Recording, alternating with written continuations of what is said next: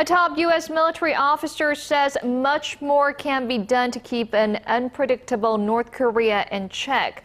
General Vincent Brooks is urging the United States, China, South Korea, and Japan to work together on the issue. Now, this follows military talks between Washington and Beijing, a channel of dialogue in which North Korea was rarely discussed before. Hyun-bin reports. The U.S. Army Pacific Commander, General Vincent Brooks, says North Korea came up in his discussions with Chinese military leaders during his recent visit to China.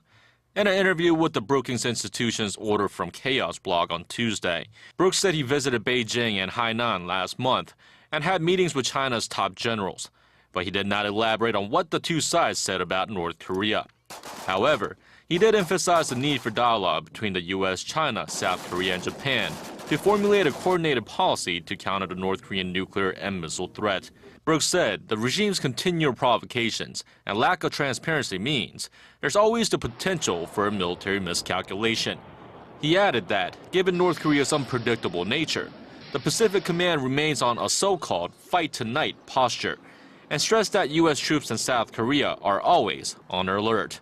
In regards to the U.S. generals meeting in China, diplomatic sources in Washington say it's unlikely much progress was made on North Korean issues.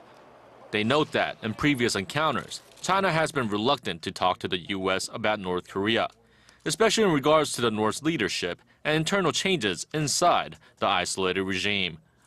Hyun-bin, Arirang News.